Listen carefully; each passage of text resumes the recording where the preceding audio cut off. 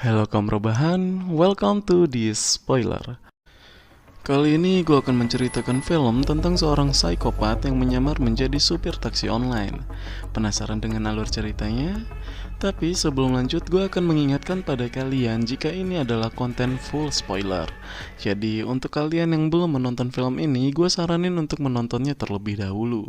Karena bagaimanapun pengalaman menonton filmnya secara utuh akan jauh lebih menyenangkan. So, tanpa berlama-lama lagi, kita langsung saja menuju TKP. Dan inilah alur cerita film Ride yang dirilis pada tahun 2017. Let's check it out. Film yang berdurasi 84 menit ini diawali pada scene di mana seorang wanita yang bernama Jasmine yang baru saja pulang bekerja. Saat itu, Jasmine ditelepon oleh temannya yang bernama Casey untuk mengingatkannya agar dia tidak terlambat untuk hadir ke acara ulang tahun temannya itu. Saat sedang bersiap-siap, pacar Jasmine yang bernama Markus datang dan mengejutkannya. Jasmine memang meminta pacarnya itu untuk datang dan menemaninya di acara pesta ulang tahun Casey. Yang ternyata kebetulan malam itu juga Markus diundang ke acara pesta ulang tahun temannya yang bernama Jess, sehingga mereka akan membagi waktu untuk menghadiri kedua pesta di malam itu. Thank you. Scene berpindah pada seorang pria bernama Paul yang baru saja berkenalan dengan seorang wanita di bar. Paul yang memiliki good looking dan pintar mengolah kata membuat wanita kenalan barunya yang bernama Stephanie merasa nyaman dan tertarik padanya. Sehingga tanpa menyita banyak waktu, Stephanie langsung mengajak Paul untuk berpetualang esek-esek di rumah wanita itu. Stephanie yang memesan ride atau taksi online membuat Paul bingung karena Paul belum mengetahui tentang teknologi taksi online itu, sehingga membuatnya banyak bertanya tentang hal itu pada Stephanie. Carl. Stephanie? Tak lama, ride yang Stephanie pesan pun datang dengan seorang supir yang bernama Carol.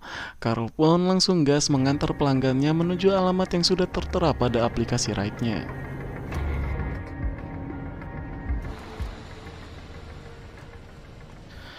Saat tiba di tujuan, Carol memberi kartu kode ride-nya pada Paul. Kartu kode tersebut bisa digunakan untuk memesan Carol dalam aplikasi ride.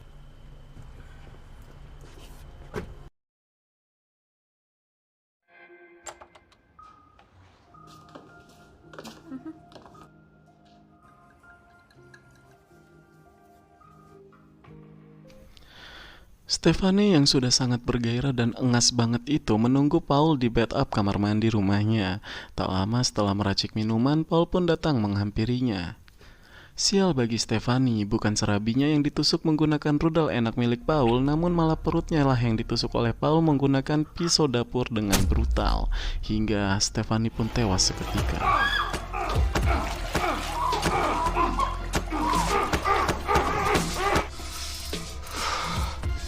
Setelah puas melakukan aksi brutalnya itu, Paul pun membersihkan dirinya dan juga pisau dapur yang digunakannya untuk membunuh Stephanie tadi.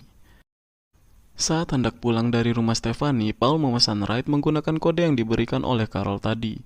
Tak lama, Carol pun tiba. Paul pun masuk ke dalam mobil dan menuntun Carol untuk menuju ke alamatnya karena dia tidak memberikan alamatnya secara online saat memesan ride tadi. Mereka pun berlalu meninggalkan rumah Stephanie. Dalam perjalanan, Paul bertanya banyak hal tentang driver ride dan cara kerja teknologi aplikasi tersebut pada Carol. A lot of nice looking. You don't have to check in with any. Saat tiba di alamat tujuannya, Paul meminta pada Carol menunggunya di sana untuk mengambil beberapa barang di rumahnya, karena Paul masih akan melanjutkan perjalanan menggunakan jasa Carol.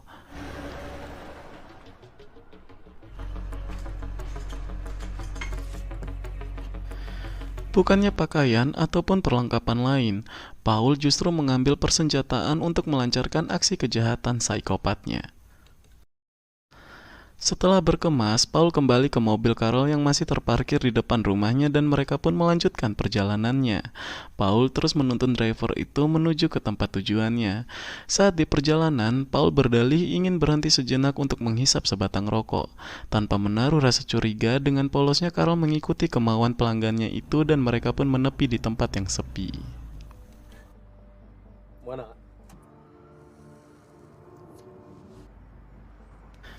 Setelah selesai merokok dan akan melanjutkan kembali perjalanannya, tiba-tiba Paul mencekik leher Carol dari kursi belakang hingga Carol tewas, dan jasadnya dimasukkan ke dalam bagasi mobil itu.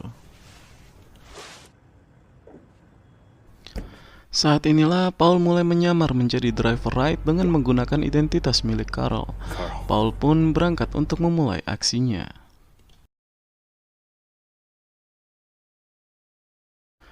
Orderan pertama berhasil dia dapatkan, namun karena jarak tempuh yang cukup dekat dan ramai, dia hanya mengantar penumpangnya tanpa melakukan aksi gilanya.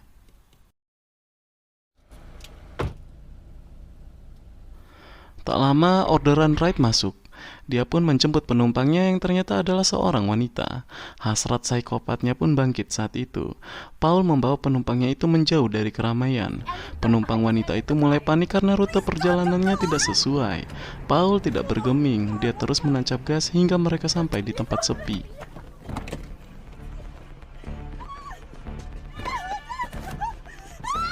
Paul pun menepi dan langsung menyeret wanita itu keluar dari mobil, dan langsung dihajarnya menggunakan kenekel. Dia memukul wanita itu dengan brutal hingga membuat kepala wanita itu terpisah dari badannya.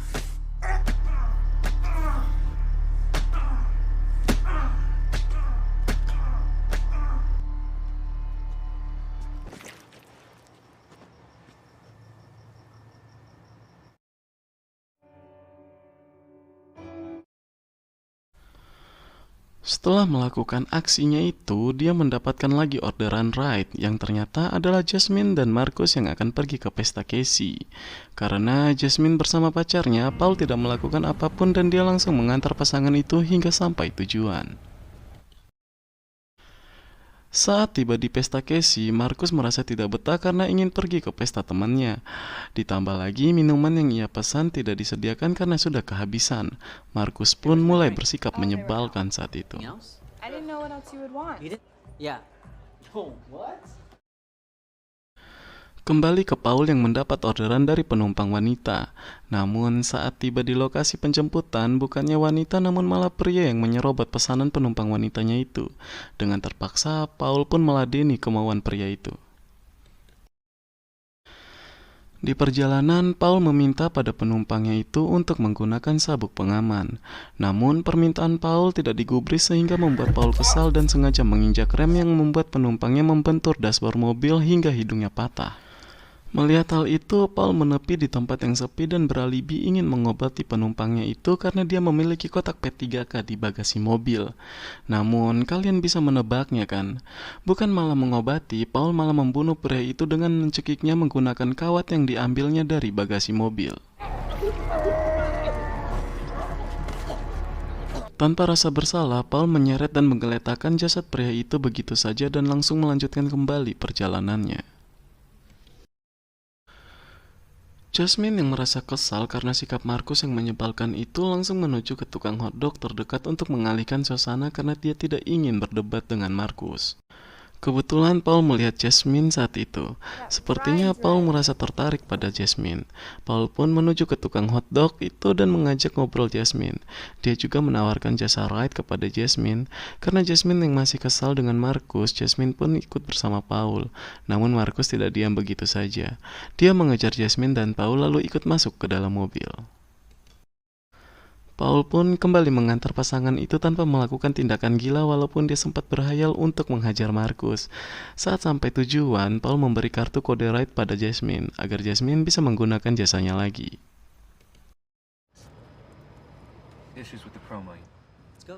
Singkat cerita, Paul kembali mendapatkan orderan ride. Namun saat menunggu penumpangnya, dia ditegur oleh seorang polisi karena dia parkir di tempat yang salah.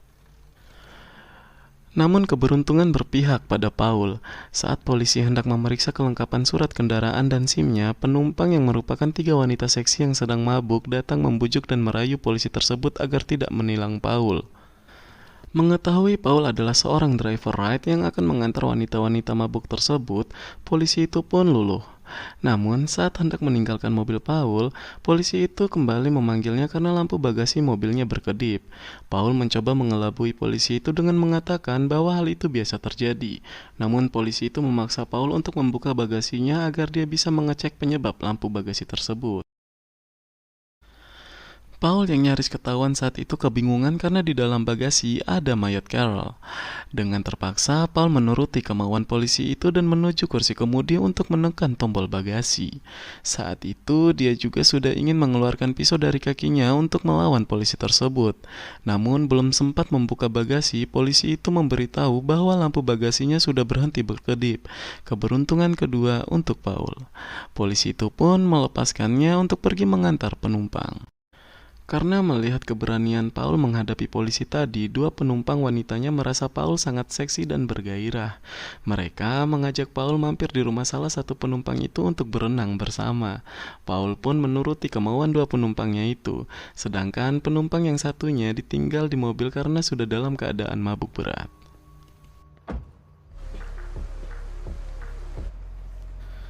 Sesampainya di kolam, tanpa ada basa-basi atau mencicipi serabi kedua wanita itu, Paul langsung menghajar dan membantai kedua wanita itu hingga tewas.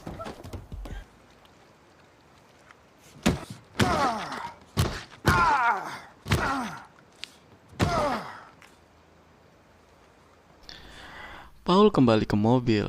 Dia membawa wanita yang sedang mabuk berat itu dari mobilnya ke dalam rumah dan membaringkannya di sana untuk menghilangkan jejak pembunuhan tersebut. Karena sepertinya wanita itulah yang akan dituduh sebagai tersangka pembunuhan dua temannya itu. Paul pun berlalu dari tempat itu. Mengingat jasad Carol yang masih di dalam bagasi mobil, Paul berinisiatif untuk membuang jasad itu. Tetapi saat akan membuang jasad Carol, aplikasi ride-nya mendapatkan orderan dari Jasmine. Paul pun mengurungkan niatnya karena orderan itu dan langsung bergegas menuju lokasi Jasmine. Ternyata di sana Jasmine sendirian tanpa Markus. Paul tidak menyia-nyiakan kesempatan ini. Melihat keadaan Jasmine yang sedang galau dan sendirian itu membuat Paul seperti fuckboy yang sok peduli dan perhatian kepada Jasmine.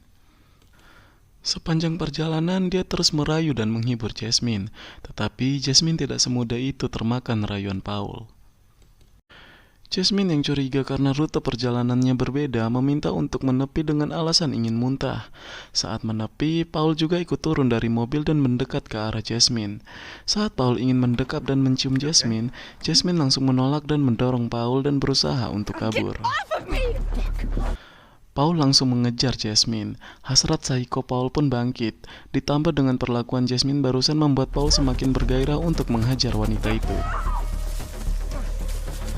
Jasmine sempat memberikan beberapa perlawanan, namun karena Paul yang terlalu kuat, Jasmine pun akhirnya dikalahkan dengan mudah oleh Paul dan dibuat pingsan olehnya.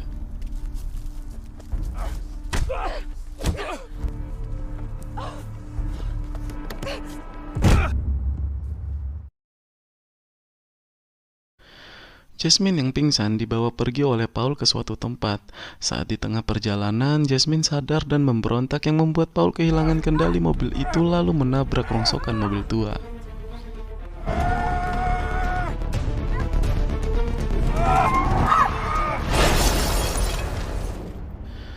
Jasmine berhasil selamat dari kecelakaan itu dan keluar dari mobil.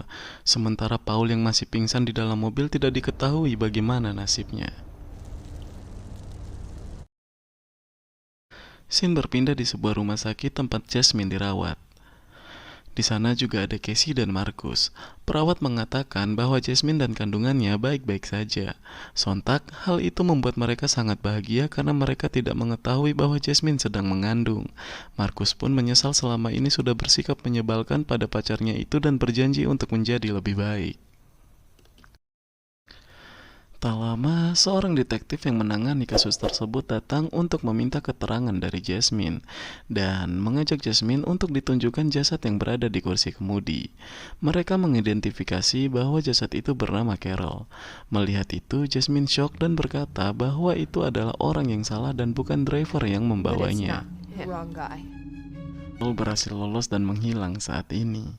Namun, di akhir scene film terlihat driver ride yang sedang menjemput penumpang yang ternyata driver itu adalah Paul. Dan film pun berakhir. Terima kasih sudah menonton video ini sampai habis. Jangan lupa like, komen, dan subscribe. See ya!